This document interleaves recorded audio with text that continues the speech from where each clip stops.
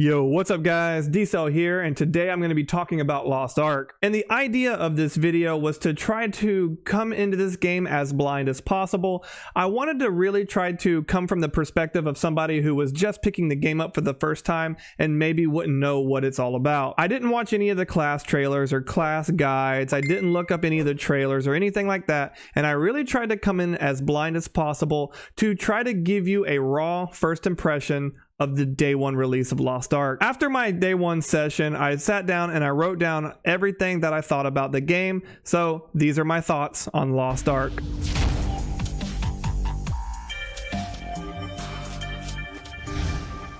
Starting up the game, you can immediately recognize this is a Korean game. For better or for worse, once you see those curves, I mean the artwork, you know right away what region of the world this came from. Whether or not that is a pro or a con, I will have to leave up to you to decide. Like all MMOs, you must pick a server and move on to character creation. Changing between classes will play a small animation preview, and you can view the advanced skills of that class with the click of a button.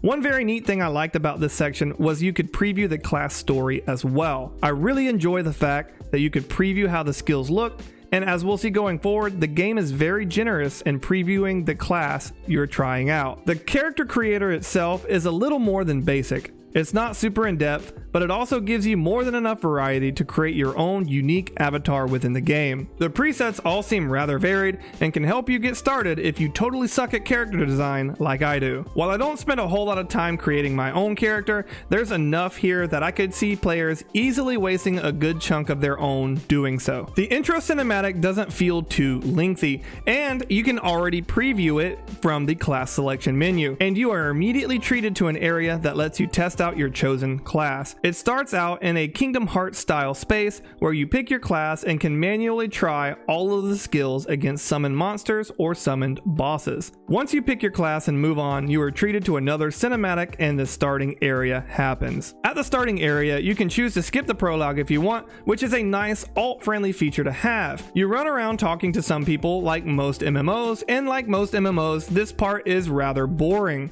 However, it doesn't take long and you'll be thrust into your first taste of combat. After a quick combat session though, you're treated back to some more quests designed to teach you the game. The prologue isn't particularly gripping or anything. In fact, it's kind of boring, but it's not too long, and it does do an adequate job of teaching you the basic functions of the game. Moving on to the combat, it's flashy, it's smooth, combos feel natural and chained together well. The movement in combat reminds me of a mix between Diablo 3 and maybe Dungeon Fighter Online. The layout of enemies gives me these Terra vibes, where they have tiny enemies next to big enemies, and then you have even bigger enemies still, kind of like the normal minion system they have in Terra. Having a movement key bound to the left click is amazing for isometric gameplay, especially helpful for getting out of telegraphs and not getting stuck attacking an enemy and getting hit. The character I chose to play, the Soul Fist, is basically an anime character personified. She can shoot energy blasts, perform Yu Yu Hakusho style finger guns, do a Kamehameha wave. She can also go Super Saiyan and throw a spirit bomb. And then there's my personal favorite, the Kung Fu Hustle fist slap.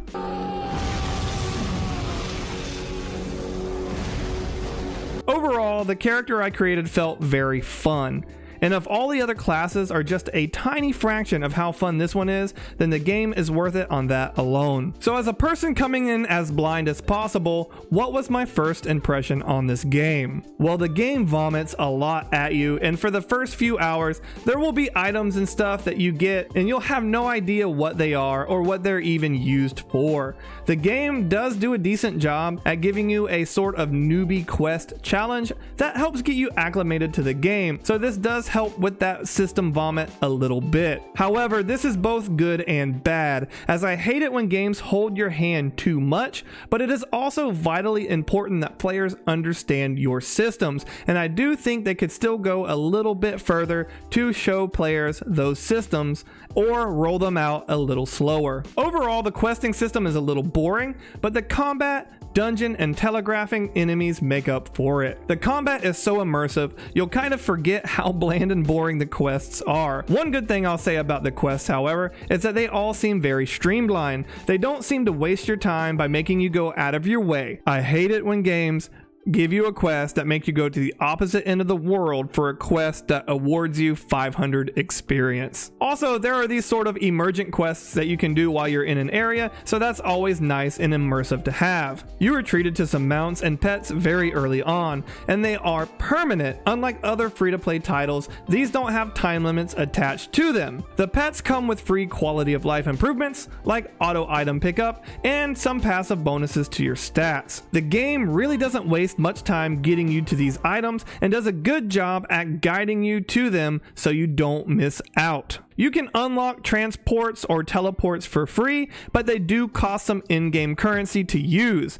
However, using the teleports doesn't require you to have what the in-game equivalent of a VIP pass is, so that is very good. Also, I was very happy to see that even the Founders Packs items didn't have pay-to-win items in them. There were no super overpowered leveling items and things like that. And overall, the cash shop itself seemed to be primarily focused on cosmetics, which was another welcome sight to see in an MMO that was free to play. The skill system in this game is amazing. You have different skills you can level, and putting levels in them not only makes them stronger or more effective, it unlocks different passive buffs for that specific skill within a sort of skill tree off to the side. At first, I wouldn't engage with this system, as I was afraid of building a bad character, and all of these fears were eliminated, however, once I got the courage to try, and boy was I pleasantly surprised to see that you can edit your skills and save them as you like. I am not accustomed to this level of freedom in an MMO, and coming from a game like WoW, this was a massive breath of fresh air. So what is my final thoughts on Lost Ark? Well, overall, I think it's a game definitely worth checking out. Yes, it's far from perfect. Like the leveling system and the quest system is definitely bland.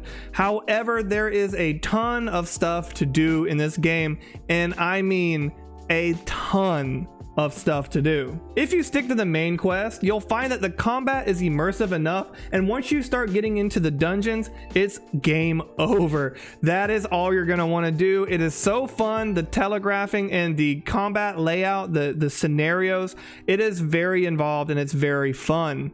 The layers of combat get deeper and deeper and deeper as you go in. So I definitely recommend checking out this game when it launches, and I plan on doing another video once I dive deeper into the systems and I learn more about it. So far, I'm really enjoying playing the Soul Fist, but let me know in the comments down below, what class are you playing, or what class do you plan on playing when Lost Ark releases? If you've made it this far in the video, consider dropping a like or subscribing to the channel. But hey, that's gonna be it for today, guys. Thanks for watching. Be safe, have a great day, and as always, I'll see you in the next one.